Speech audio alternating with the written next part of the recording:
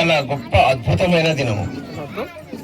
ఎందుకంటే దేవదూత వచ్చిన మన యేసు ప్రభు మన అందరి కొరకు, మన పాపములను నుంచి విమోచనం పొందించుట కొరకు, మన పాపములను కడిగివేయట కొరకు ఆయన భూమి మీద అవతరించి స్వయంగా కష్టాలు అనుభవించి ఘోరమైన శిక్షలు అనుభవించి తన రక్తంతో మన అందరి పాపాలను కడిగివేసిన గొప్ప దేవుడు మన యేసయ్య.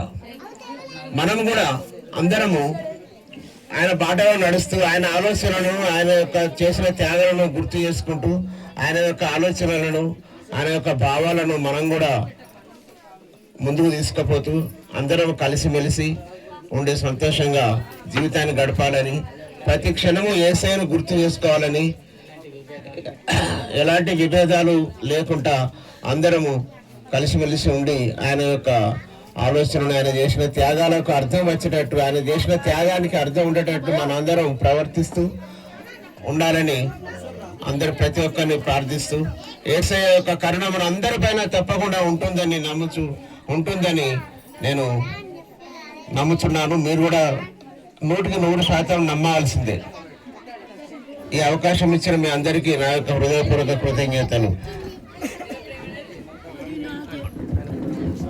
మొత్తం ఫోటో కాదు, వీడియో అది.